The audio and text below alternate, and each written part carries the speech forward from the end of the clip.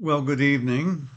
This is John Bushka, and that's a picture of the Angelica Film Center in Merrifield, Virginia, or based in Central Fairfax County. And went to see Oh Hi there Saturday night. Did something different Saturday night, which is a sort of a black comedy or romantic comedy about a young man and a girl in I guess, an Airbnb or something in upstate New York, and the woman's not satisfied that the man is very serious about her, about having a long-standing relationship, enough to have children later. So she um, traps him with leather, binds him up in leather, and the story takes off from there. And everybody else involved is worried about being arrested and stuff. So it gets kind of interesting. I don't know how realistic it is, but there's a ping pong table. It's in front of the theater. I think it's kind of interesting to put a ping pong table for in front of a theater, ping pong diplomacy maybe. But there's also a chess set, a big chess set, and I played a game before the movie and played one of the worst games in my life. It was like losing a 15-14 baseball game with lots of walks and errors. It was bad in front of other people. It was bad. But I had to talk to the theater manager about my books and about the recent festival in Austin that I went to. So it was actually a pretty good evening. Um, and that's a concert that was going on right near the theater in Merrifield. And but that movie sort of brings up tangentially a point I want to talk about. Let me just go back to when I was growing up in the 50s. The whole thing was to do well in school so you would be better, higher in the social hierarchy. You wouldn't be a part of the proletariat. You'd be part of the white class managerial staff. You'd have a better life. And if you got drafted, you would be more likely to be kept out of combat. And so, in a sense, you were proving your competitive fitness to live in the kind of society we had, which doesn't sound that much like democracy today, but it was a lot freer than what had been going on in Europe, what we fought World War II. It was relatively free, and we thought it was a free country. There was however, the brains versus brawn issue, or you could call it the street smarts versus the book smarts issue, that Trump calls it. And I had trouble keeping up physically. I didn't really understand that till third grade. And it's very likely to have been because of having the measles after first grade, which can do neurological damage, and we know now. And that's why RFK should take measles seriously. And probably not due to gender identity problems, but I was gender non-conforming because I couldn't conform to what was expected of young boys. I started catching up at puberty to some extent, but not completely. So, but it was very impressed on me. It was my responsibility to deal with this, even though maybe I hadn't caused it. And we were taught, not to have sex before marriage with a girl, and because you didn't want to get a girl pregnant and then be responsible. We were taught that. Um, we weren't taught as directly that we were actually expected to get married and have a family and make that the center of our lives. We weren't told that quite as directly. And of course, when I got to college and then the whole story of my life since then, the expulsion that first semester and everything that's happened, it's all in my books and everything, would follow. I learned a lesson of what was expected. Later on, in adult life, people would, men saw marriage and family as a justification for their having their own agency and their own power. It was kind of patriarchal power, but that's the way it was.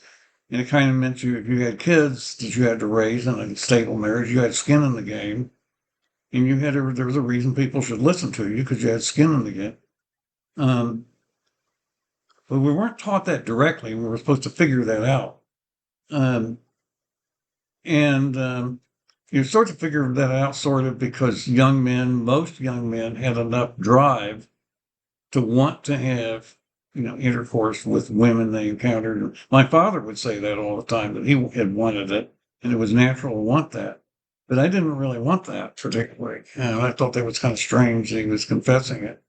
Um, but you're also taught that you as a man as a male and as a man, you would have a duty when called upon to be able to step up and protect women and children when enemies or things happened. And this is more kind of tribal thinking, and this is how countries survive and how particularly tribes, small, and lineage, particularly lineages, like in the Bible, survive. But for me, that was a challenge to be expected to do that. And maybe this all comes to a head with the military draft. Um, where if you had, we had student deferments. First of all, at one time married men were deferred, and then Kennedy got rid of that, but students could be still deferred until 1969. But men had this basic responsibility, just like women had the responsibility to carry children. And nobody really questioned it. You grew up, you understood that. And this was in the 50s and early 60s, and it started to change gradually in the middle 60s. And then, of course, with Stonewall, gay rights was sort of took off publicly in 69.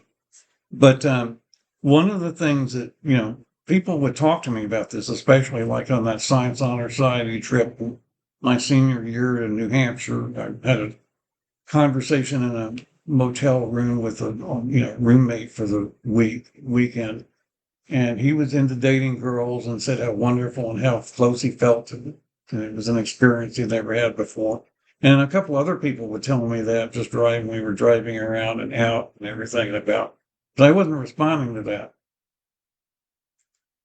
And then later in my adult life, one of my best friends who was a chess player, who usually beat me, but not always, sometimes I could beat him, told me that too, that was how he felt. And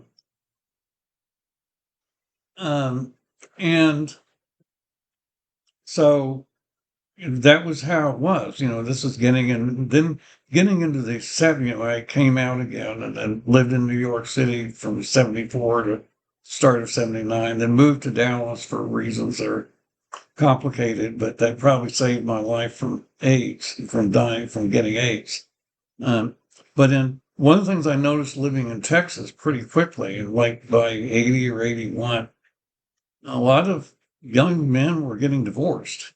And a lot of young men were losing interest in their wives for one reason or another, even after they had kids. In one case, there was somebody whose wife got very obese during pregnancy, and she could never lose the weight, and he lost interest in her, and they got divorced. This was in Dallas back in the early 80s, and all kinds of reasons. And in a conservative Southern Baptist city, it was divorce in the heterosexual world was a real epidemic then. It was really growing very quickly. And I think part of that was because the social society was already changing. It was becoming more permissive, even in conservative places. Um, you could be single. Women, if you were a woman, you could have your own career, and if you were a male, if you were a gay male, then you would probably be single and not have a partner at all. You might have a lover or something. You wouldn't have something that was socially supported. But what would happen is you had a lot of times it didn't cost you as much to live as it cost somebody with a family. So a lot of times on the same job, you had more money, you could save more money, and you were better off financially, but your expenses were lower. So you actually had an advantage. There was actually a marriage penalty then. And, one of the things that I wanted to also emphasize is that the strictness of the idea, though, that this is what you had to do back in the 50s and back until well into the 60s. And I think made, in addition to simply being horny or being feeling the drive, that you're born with, it's sort of epigenetically controlled. We know that later born sons a lot of times have less drive for women than firstborn children do. That's kind of consistent. That has a lot to do with gay sons and so forth. And that might be the way nature is arranged. It's almost like nature's kind of family planning, make family size optimal. And in tribal societies, that probably worked. You had a few extra men around who could fight as soldiers or could take care of the other people's children. And the same thing with women that didn't have their own children. They were expected to stay home and help with the relatives. And that's what on my mother's side of the family in Ohio, that's where we went every summer near Cleveland, near Oberlin.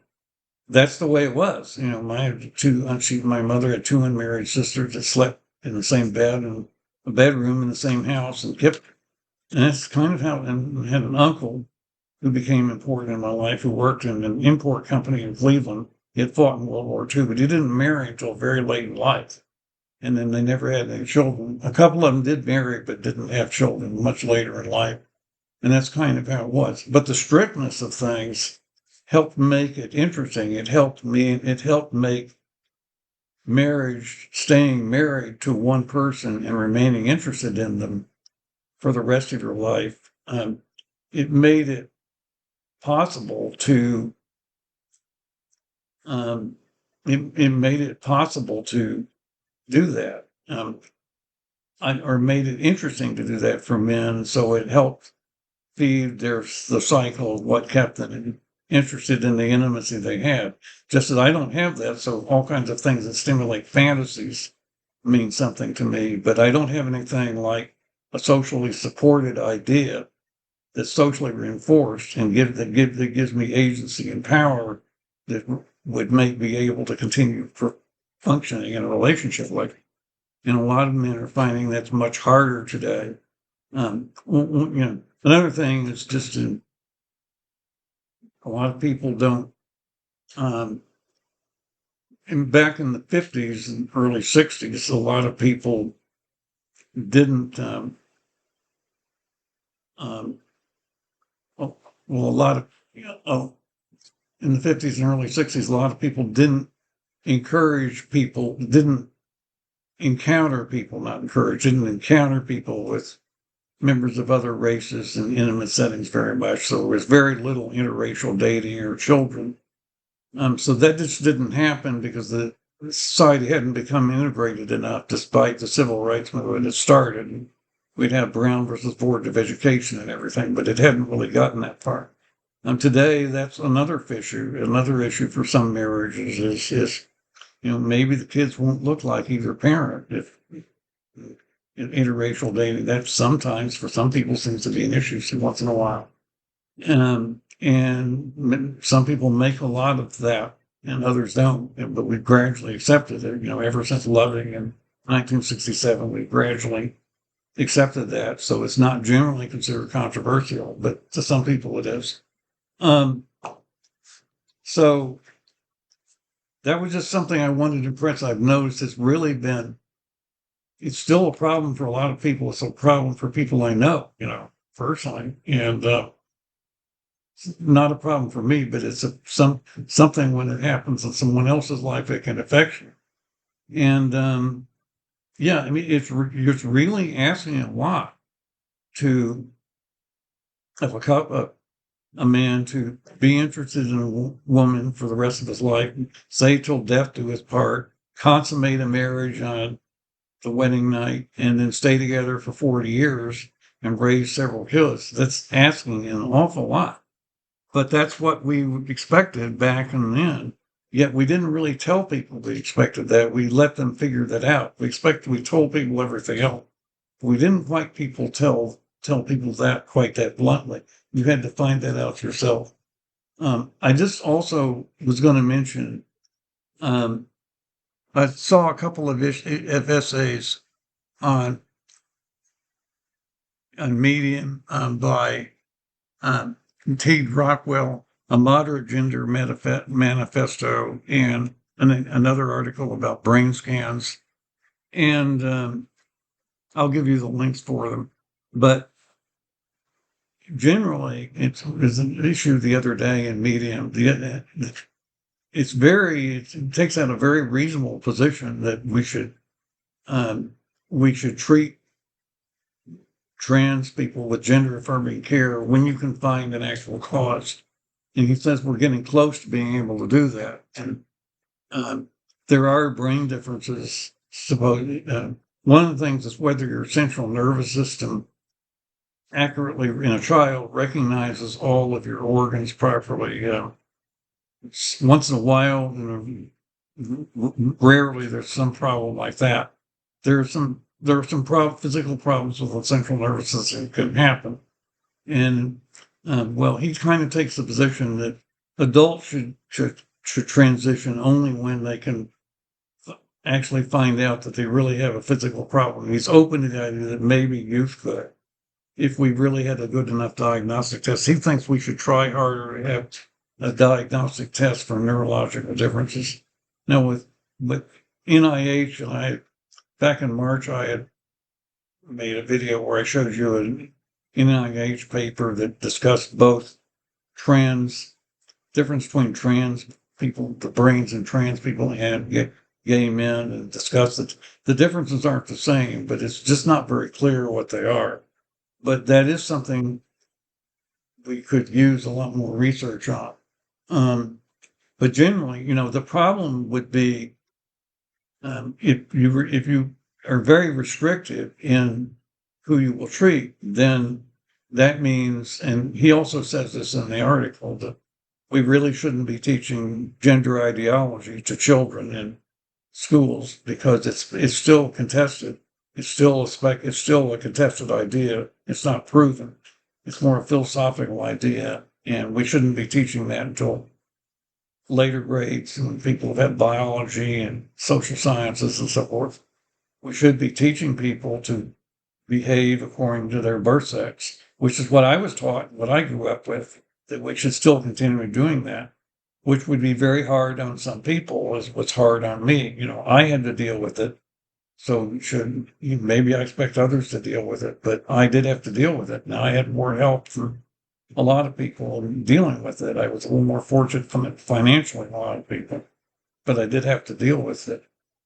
That that if you recognize the rights of trans adults the way you recognize any individual rights, there probably wouldn't be that many. And the whole idea of intersectionality, the way the left wants to print it, of merging, getting oppressed minorities to support each other and back each other up, so forth, and work together, that whole idea would start to weaken. And it would sort of be everybody on his own, which is kind of how Trump is treating everybody right now, with particularly the trans policy. But a lot of people think that's how it should be, is that everybody should be on their own, prove their fitness. And to some extent, I felt that way myself. And a lot of things that have happened in my life have expressed that thing. But anyway, I just wanted to reinforce it's very hard today for a lot of young men, well, the economy too, because it's very hard to make, because the wealthy people have taken more of the wealth, particularly in real estate, boosted up the economics of real estate, have boosted up rent so much and homes prices so much that young men can't afford to do the sub one income unless they happen to be very talented. And so a lot of young men are living at home still. Their parents who had it better and are not really able to start families financially. And the way the markets have behaved, the way some people who own real property have behaved and protected their values and everything, that's contributed to the problem. You need to deregulate, get rid of rent control, encourage more housing to be built. That would help. I think Tom Bilyeu had a video like that recently. If you look at the video on my channel that plays that lecture I gave at Hamlin in 1998, that plays on my channel, near the end of it, I talk about this problem a bit. You can also look there. But Yeah, the biggest thing that I just wanted to leave you with today is it's really hard on some young men now to start a family, or if they get started, to keep it together. Um, and a lot of people wind up supporting children that they don't get to be with. And that's very hard and very discouraging, because having children gives you agency. It gives you a skin in the game, but you also got to be able to be there to raise them. And that's getting harder and harder all the time for young men. And so it's not, and some of them might be gay, but it's mostly young heterosexual men.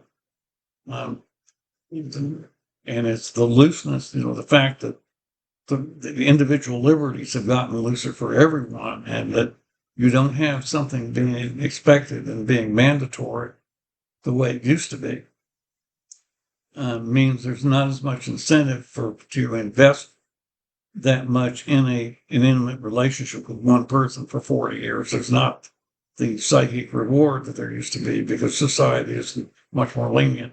Well, I thought I could just mention, oh yeah, I wanted to mention a couple of personal things. Back when I was in 2011, I was working with the Census Bureau on a survey. I interviewed a woman, and she was a Muslim. She was a wife. When I knocked, because she was hot, and she let me interview her. And I got an angry call from her husband later, that I had talked to his wife. And he was very patriarchal, very angry that somebody else would talk to his wife. Well, how am I supposed to know that? I'm just an employee, not raised in his background. I'm supposed to be responsible for knowing the rules. But I understand what it means to him to not allow anyone near his wife. That enables him to keep his interest up for his marriage. I understand at an intellectual level what that means. And also, I had a period in late 1971, latter part of 1971. I had a friend when I was working for NAPCOSAC, when I was back in Washington from March of 71 until I left again in September of 72 to go to New Jersey to get back. But he was very charismatic, and we worked on math papers together and everything.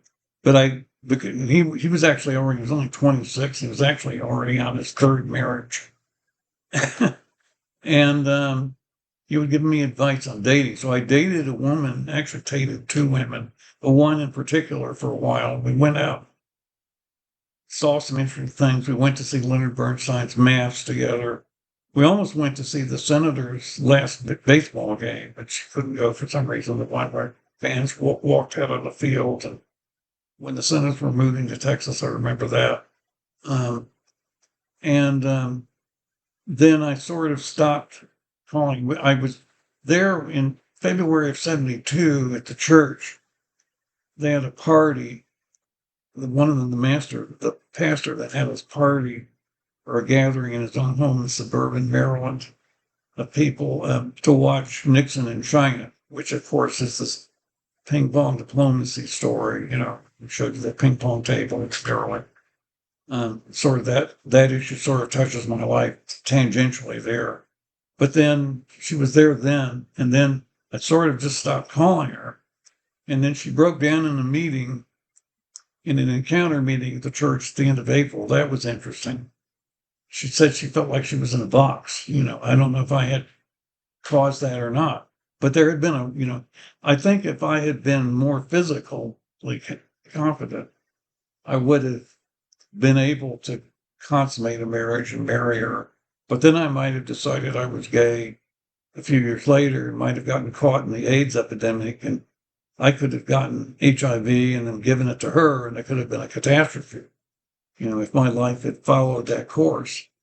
So maybe it was it was best the way things happened, that I eventually backed out of the relationship. But when this other friend went away, I went away on a weekend trip with another roommate to the strip mine company that I wrote a story about. It's in the third book, called Expedition.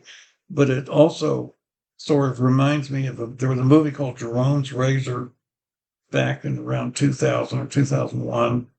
I'd met an actor named Mark Parrish in Minneapolis in 2001 or early 2002, right after my layoff from ING. And that was one movie he was in where just somebody went on an excursion in the wilderness after a personal problem.